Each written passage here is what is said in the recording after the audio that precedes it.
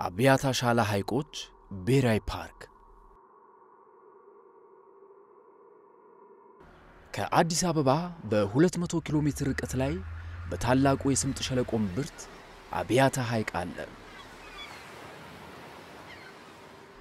ሻላ ደማቅ ሰማያዊ ኩልል ያለ ሐይቅ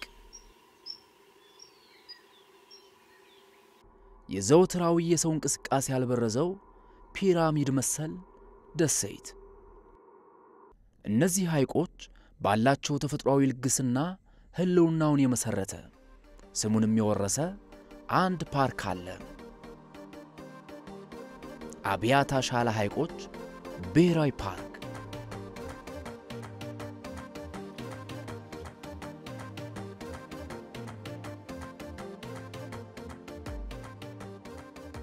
በ10 ሺህ ፍላሚንጎዎች የተወረረች የገበቴ ውሃ የመሰለችው ጭቱም እዚሁ ትገኛለች። ከምድር ሲፈልቅ በጭስ የታፈነው የፍል ውሃ ክፍል የውሃማ ስፍራዎቹ ሌላ አንጻር ነው።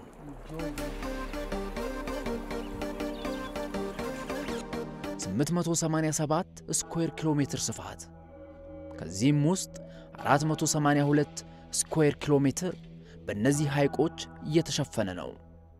አብያታ ሻላ ሐይቆች ብሔራዊ ፓርክ ከ1540 እስከ 2075 ሜትር ከባህር ጠለል በላይ ባለ ቦታ ላይ ያረፈ ፓርክ ነው። ሁለቱ ሐይቆች በፓርኩ ከፍተኛ ኮረብታ በፊቅ ተራራ የተከፈሉ ናቸው። ኮረብታዋ በሐይቆቹ መካከል የ3 ኪሎ ሜትር ርቀትን ትይዛለች። በፊቅ የ2075 ሜትር ከፍታ አናት ላይ ለመድረስ የ1 ሰዓት የእግር ጉዞ ይወስዳል። በዚህ ስፍራም በመገኘት የሁለቱን ሐይቆች የፓርኩንም ውብ ገጽታ መመልከት የላቀ ፍስሃን ያጎናጽፋል። ፓርኩ በሀገራችን ካሉ የእርጥበታማ ስፍራ የአዕዋፍ ሀብት ባለው ከፍተኛ ይዞታው ይጠቀሳል። በአፍሪካም 70 እጅ ገደማ ለሚሆኑ ተሰዳጅ አዕዋፋት በጉዟቸው ውስጥ በማረፊያነትና በመራቢያነት ያገለግላል።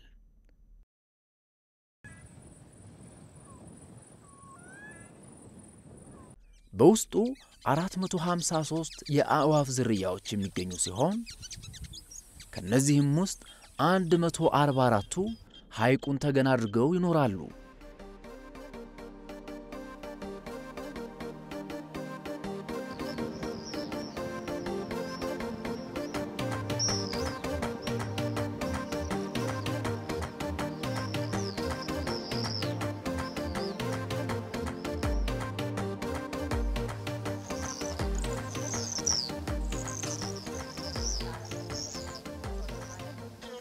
ቀሪዎቹ 292 አዕዋፋት ደግሞ በፓርኩ ደረቅ ክፍል ይኖራሉ።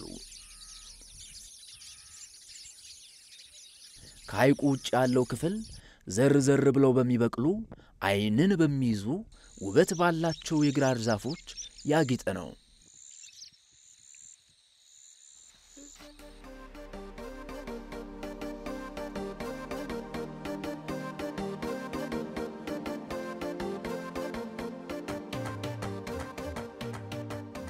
ከግማሽ በላይ የሚሆነው የፓርኩ ክፍል ውሃማ እንደመሆኑ መጠን ምንም እንኳን ከፍተኛ የአዕዋፋት ሀብት ቢኖረውም ፓርኩ የተቋቋመው ግን በውስጡ የሚገኙ ሌሎች እንስሳትን ለመጠበቅ ሲባል ነው።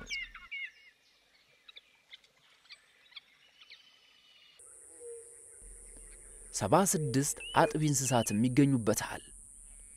የሜዳ ፍየል፣ በሆር፣ ከርከሮ እና አምባራይሌ በቀላሉ የሚታዩ ናቸው።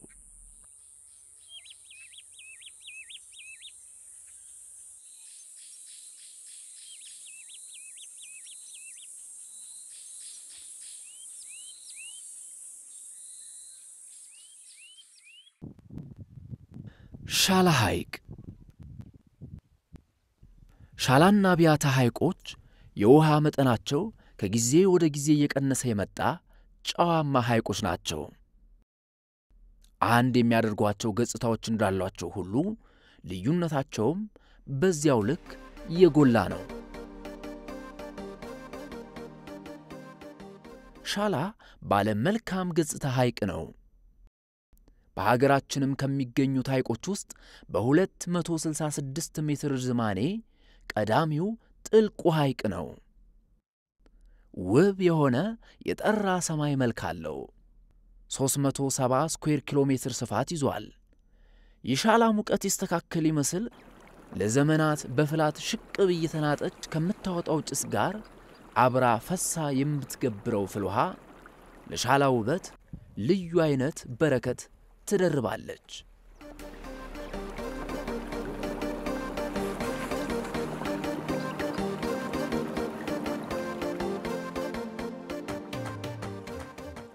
ውበቱ የማረከው ስፍራው የተመቸው ሻሎ የሚራባው ሻላ በምትገኘው ሻሎ ደሴት ነው።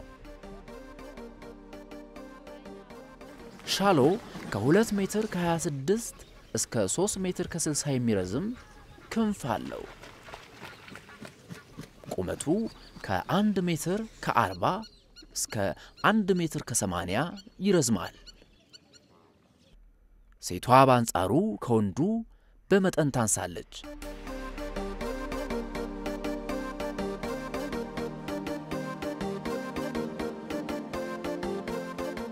ከ6 እስከ 8 የሚሆኑ ሻሎች በአንድ ላይ በትብብር ግዳይ እየያዙ ይመገባሉ።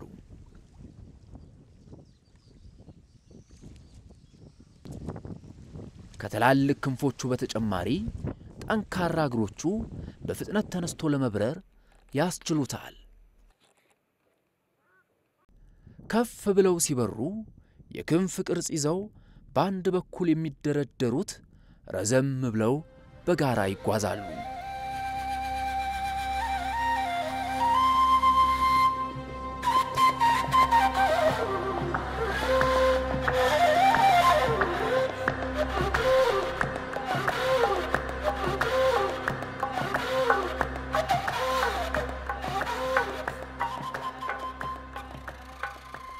ቆልማሚት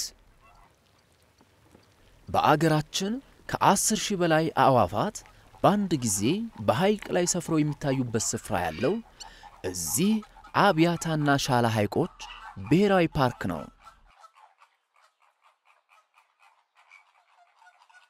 ትልቁና ትንሹ ቆልማሚት በእነዚህ ሐይቆች በተለይም በአብያታ ሐይቅ ሐምራዊ የሐር ነዶ መስለው በሐይቁ ማዕበል እንደሚገፉ ሁሉ በሚያጉረመርም ድምጸት ሲተሙ እጅግ አስደናቂ ዓይንን የሚቆጣጠር ተፈጥሯዊ ትርኢት ይፈጥራሉ። ህንድና ከፊሉ የሳሐራ ሀገሮች በዚህ አይነት መልኩ የቆልማሚት ትዕይንት የሚስተናገድባቸው ቢሆንም ቅሉ አብያታና ሻላ ሐይቆች ግን በሚይዙት ከፍተኛ የአዕዋፍ ቁጥር ቀዳሚነቱን ይይዛሉ። በዓለም ላይ ካሉት 6 ዝርያዎች በኢትዮጵያ 2 ዝርያዎች ይገኛሉ። ትልቁና ትንሹ ቆልማሚት ማህበራዊነት የሚስተዋልባቸው እጅግ በሚባል ከፍተኛ ቁጥር የሚኖሩ የአዕዋፍ ዝርያ ናቸው። ሲመገቡም ሆነ ሲራቡ በአንድነት ይስተዋላሉ። ይህ ክስተት ለሚኖሩበት ስፍራ እጅግ ማራኪ ትዕይንት ያላብሳል፣ ሊያውም በዜማ የታጀበ። ትንሹ ቆልማሚት በዚህ ስፍራ ከትልቁ ልቆ በብዙ ቁጥር ይገኛል። ርቢያቸውም ኑሯቸውም ሆነ በአካባቢው ቆይታቸው የሚወሰነው ሐይቁ በሚፈጥረው የጠባይ ለውጥ በሚያቀርብላቸው ምግብና ምቾት ተመስርተው ነው። ሁለቱ አልጌ ይመገባሉ። ትልቁ ቆልማሚት ዝቅተኛ ክምችት ባለበት በተመሳሳይ ሐይቅ ይዞታ በሻላ ይገኛል። ይህ የሚከሰተው በሚኖረው የምግብ ክምችት አማካይነት ነው። አልጌን ጨምሮ ሌሎች በሐይቅ ዳርቻ የሚገኙ የጀርባ አጥንት የሌላቸውን ከውሃው አጥልለው በማስቀረት ይመገባሉ። አብዛኛውን ጊዜ በሐይቁ የመሃል ክፍል ጠጋ ብለው ይታያሉ።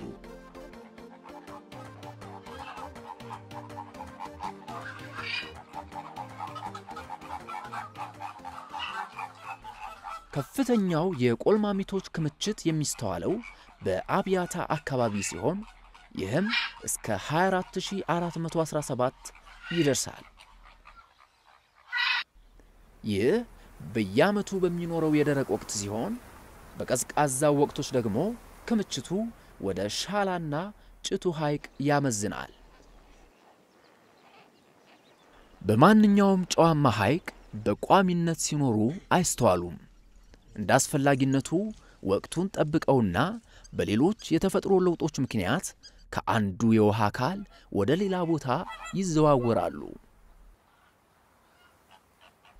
በአንጻሩ ፓርኩም 3 ያህል ሐይቆች በመያዙ በዚያው እየተዘዋወሩ ይቆያሉ። ከዚህ ውጪ ወቅታቸውን ጠብቀው ርቀው የሚጓዙበት ወቅት አላቸው።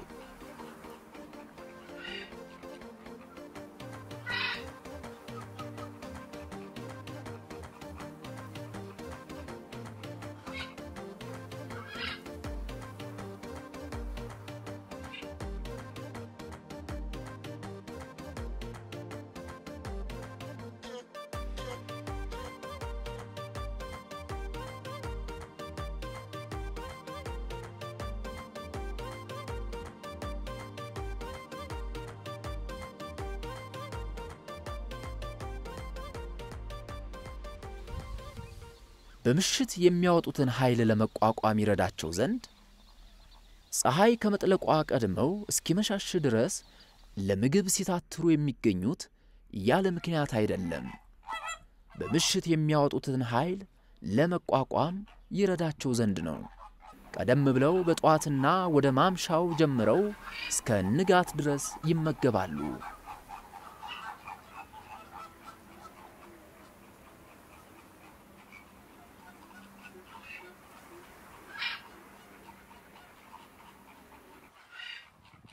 ከ6 እስከ 9 ሰዓት ድረስ የቀኑን ክፍል ደግሞ ፀሐይ በመሞቅ ያሳልፋሉ። ከዚያ በሐይቁ ላይ እንቅስቃሴ በማድረግ ያሳልፉታል። አብያታ ሐይቅ። አብያታ ማራኪ ገጽታ ያለው ባለ 14 ሜትር ጥልቀት ሐይቅ ነው።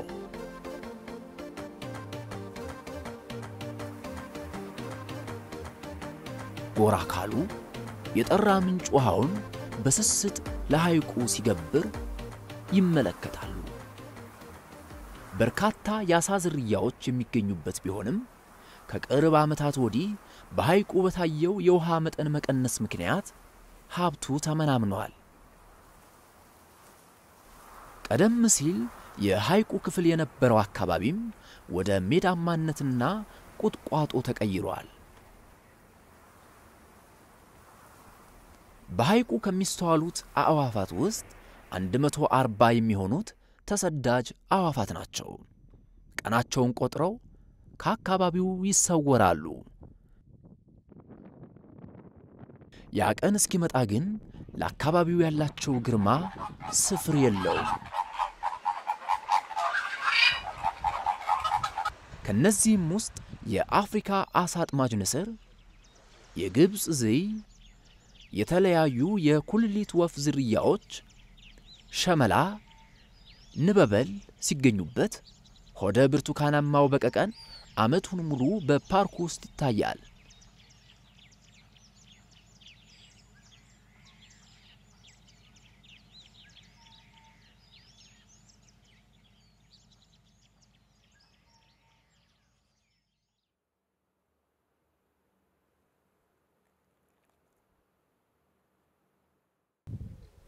የሜዳ ፍየል፣ ጉሬዛ፣ ሚዳቋ፣ ዝንጀሮ፣ አምባራይልና ከርከሮ በፓርኩ ዋና ጽሕፈት ቤት አቅራቢያ በነጻነት ሲንቀሳቀሱ በቅርበት ማየት የሚችሏቸው እንስሳት ናቸው። በቁመናዋ ተመዛ በኩራት በቀጠናው ስትንቀሳቀስ የምናገኛት ሰጎን የፓርኩ ሌላ ውበት ናት።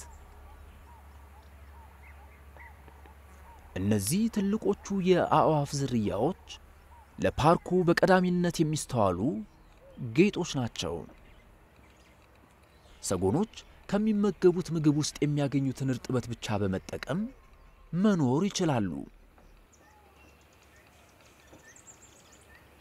አብያታ ግን የውሃ ንፍገት የሌለበት ቦታ ነውና ከሱ የሚያገኙትን ውሃ ይጠቀማሉ።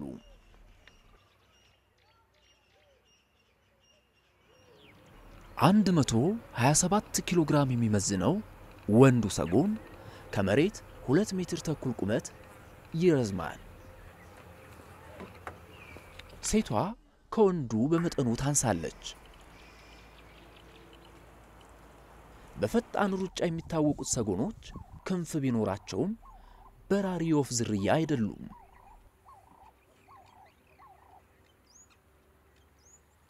ጭንቅላታቸው በረጅም አንገታቸው ላይ ትንሽ ክብ ቅርጽ ያላት ናት። ባለ ሁለት ጣት መሰል ክፍት እግር አላቸው። ለፈጣን እርምጃ ከመርዳቱም ባሻገር ራሳቸውን ከጠላት ለመከላከል ሁነኛ መሳሪያ ነው። ከግራቸው ጡንቻማነት የተነሳ አንድ የሚሰነዝሩት ምት ከፍተኛ አደጋ የማድረስ አቅም አለው። በጣም ለስላሳና ዘር ያለ ማራኪ ላባ አላቸው። ወንዱ ክንፎቹ ሙሉ በሙሉ በጥቁር ላባዎች የጎፈሩ ሲሆን ሴቷ ደግሞ ሙሉ በሙሉ ግራጫ ላባዎች የለበሰች ናት። ረጅም አንገቷ ምንም ጸጉር አይታይበትም። ከግሯ ጡንቻ ጀምሮ እስከ ጉልበቷ ድረስ በጣም ስስ ነጠብጣቦች ያሉት ሐምራዊ ጠባቃ ሱሪ የለበሰች ቆንጆ ትመስላለች። ሰጎኖች እስከ 40 በሚደርስ ቁጥር ጥንድ ጥንድ እየሆኑ በቤተሰብ በተደራጀ ቡድን ይኖራሉ። ምንም ጊዜ ቢሆን ንቁና ቀልጣፋ ናቸው። ምግብ ሲለቅሙ በተጠና የጊዜ ርዝማኔ በዙሪያቸው ያለ ማንኛውንም እንቅስቃሴ አንገታቸውን ቀጥ በማድረግ ይቃኛሉ። ሰጎኖች ማረፊያቸውን የሚያደርጉት ገላጣ በሆነ ስፍራ ነው። ሴቷም በተዘጋጀላት ቦታ በመሄድ እንቁላሏን ትጥላለች።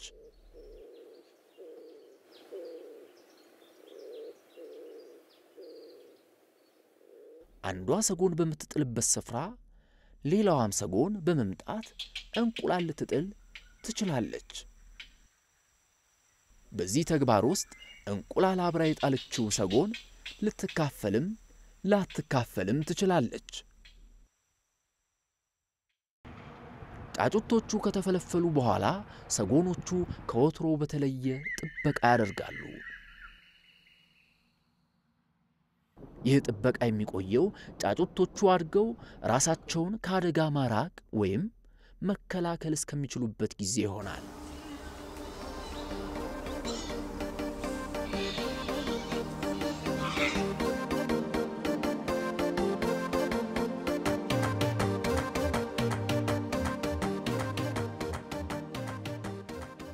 የአብያታ ሻላ ሐይቆች ብሔራዊ ፓርክ ጉብኝት መጠናቀቅ ማለት ሌላ በአቅራቢያ የሚታይ ነገር የለም ማለት አይደለም። ረጋ ብለው ቀልቦን ሰብስበው በሀገሪቱ ካሉ ሐይቆች ውስጥ በአሸዋማ ዳርቻ ለመንፈስ ሐሴትን ለእሳቤ ርቀትን በማይገድበው በላንጋኖ ሐይቅ ጥቂትም ቢሆን ቆይታን መምረጥ የግድ ይላል። ከዚህ ውጪ ምቾትን የደረቡ ውበትን የተላበሱ ድንቅ ሎጆችም ያገኛሉ።